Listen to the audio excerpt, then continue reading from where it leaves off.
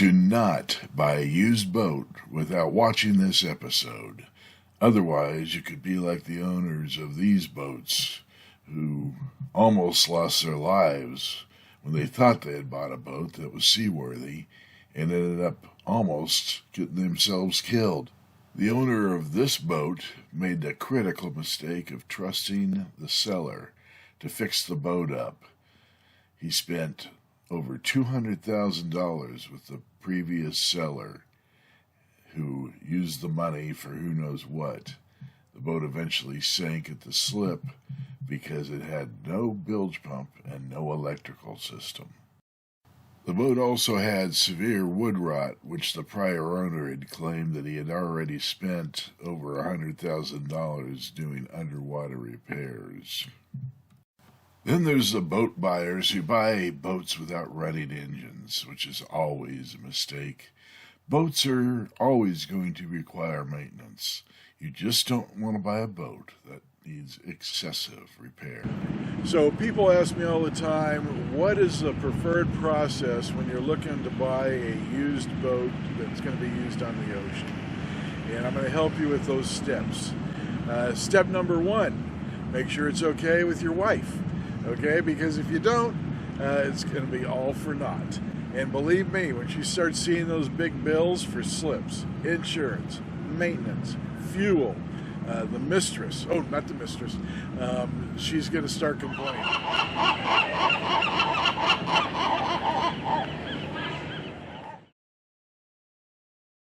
Join us, the Tilted Yacht Crew, where we will take you places that you can only go by boat.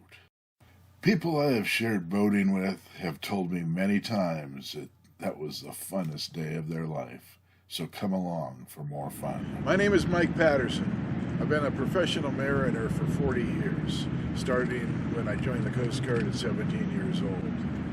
And I'm going to share with you in this television series all the lessons that I've learned over those 40 years. And I answer all the questions that my customers have asked me during that time. Now, when you're choosing a boat, one of the serious considerations is where are you going to keep the boat? Now, if you want to keep in the water full time like these boats, that's very expensive. And it's very expensive for a lot of reasons. Just the slip alone costs a lot of money. But a boat sitting on the ocean, that tends to cost even more money. But it's ready to go. Your other alternative is a smaller boat on a trailer. And that way you can store that boat out of the water. And if you decide you don't like the marina you're in, or you want to move, your job has changed, all you have to do is tow that boat on a trailer to its next port. So a trailer boat is actually a pretty good way to start, but they're a lot more work because you have to trailer them to a launch ramp, launch them, recover them, and so that's just so much work. Right, so once you know for sure what boat you're going to buy, then you can start shopping. Now here's another thing I forgot to mention. Rent some boats, charter some boats, join a club before you make that buying decision. That way you can decide, are you really going to use the boat? You really love boating? Because if you are not obsessed with boating, if you don't love boating, don't buy a boat. A boat is not a good investment. If you're obsessed, you don't have another choice. You got to buy a boat. Then you can consider it a good investment. How do you avoid buying a boat that's just a money pit? Well, the first thing you have to accept is any boat you buy is going to cost you money. There's preventative maintenance, there's slip costs, there's insurance, there's fuel, there's this, there's that. So what you don't want to do is buy a boat that's going to cost you money that you didn't expect to spend. After you've decided the kind of boat you want and you found a boat, then you want to have somebody look at that boat. That's called a surveyor. The person is called a surveyor. They come from different backgrounds. The most important survey you're going to get is the mechanical survey. That's looking at the engines, the condition of the engines.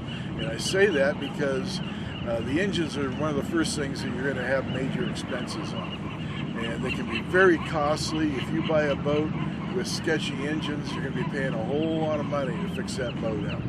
And of course, you also want to have what's called a hull survey. and that looks at the structure of the boat. And they also document what kind of equipment is on the boat. But the most important things to know before you buy a boat is the condition of the structure and the condition of the mechanical and electrical systems, because those are your costly repair items.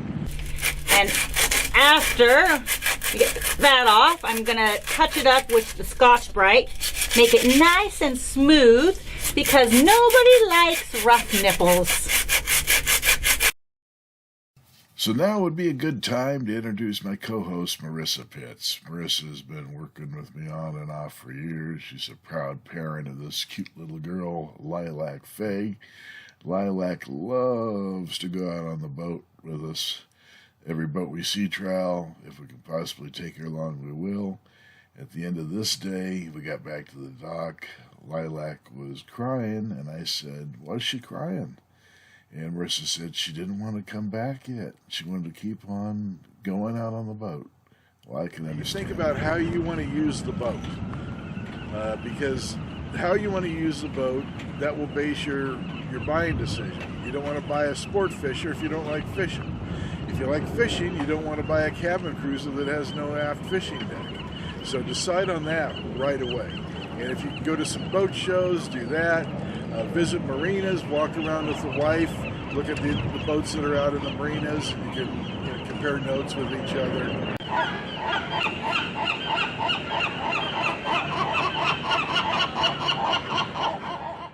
So what are the expenses that you have to think about?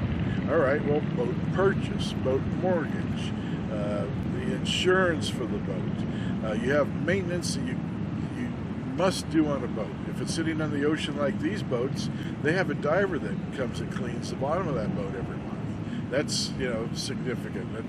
And then you also have people that come and wash the boat, because just sitting here, you have all sorts of pollution and dust that ends up on the boat, and that can get ground into the gel coat.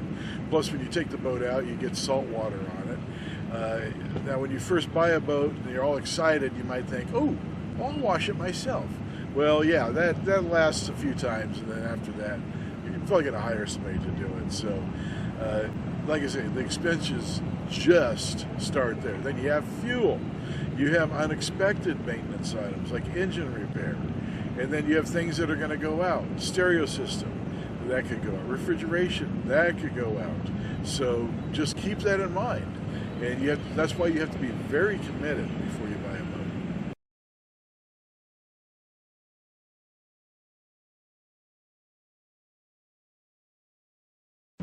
And be ready to pass on a boat that you fell in love with. There's been many times where I've gone on a boat, the family's sitting on the boat, and I'm there to survey the mechanical systems.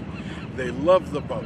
I mean, the whole family's there. They've got food. They're just sitting there waiting to hear what my opinion is. And I discover something that's very costly. It ends up being a deal killer. So be prepared for that, because boats are in the worst possible environment, and there's lots of things that go wrong with them on a very routine basis, and you will have to deal with that.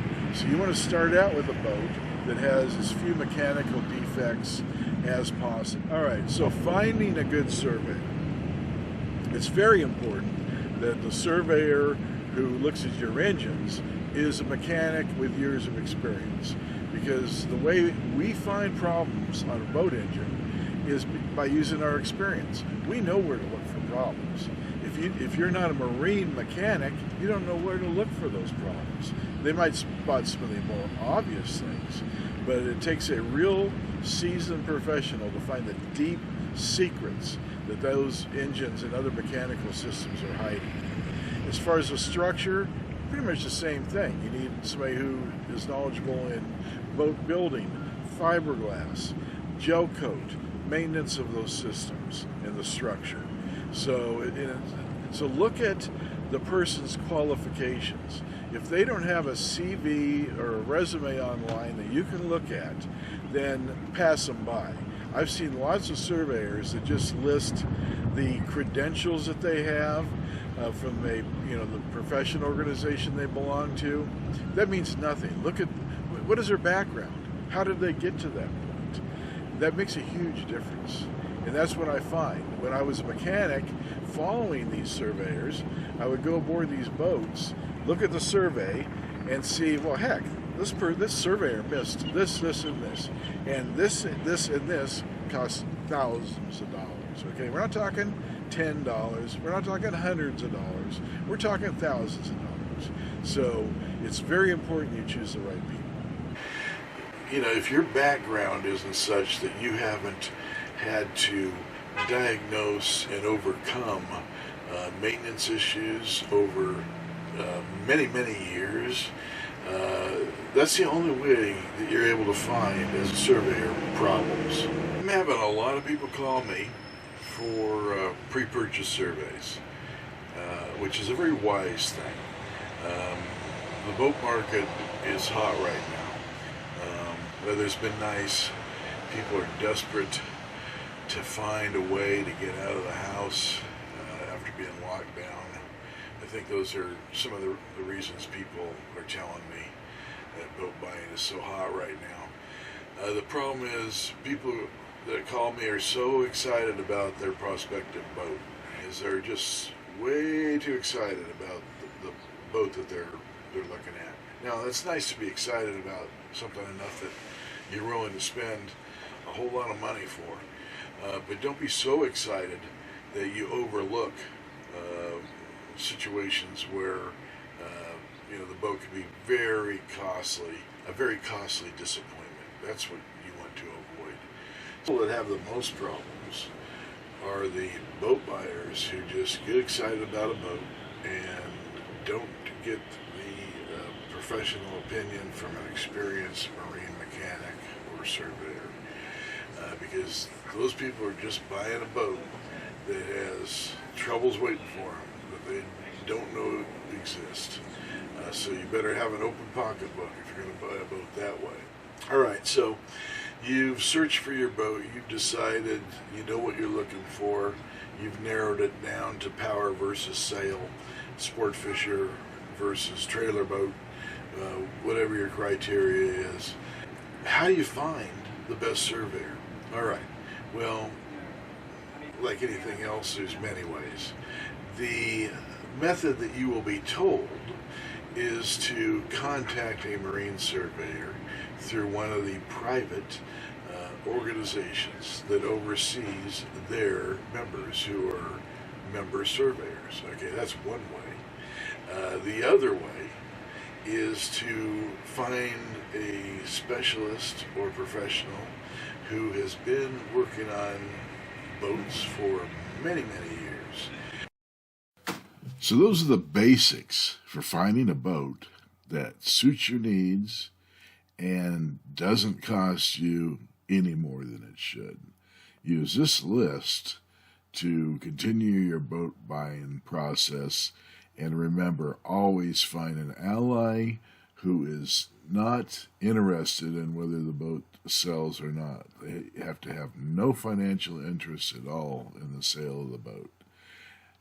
So when you and your significant other are looking for your next significant other, use our process. To keep us motivated to put out quality information like this, please subscribe and hit like and circulate this to your friends, and we will put out more interesting and entertaining videos such as this one.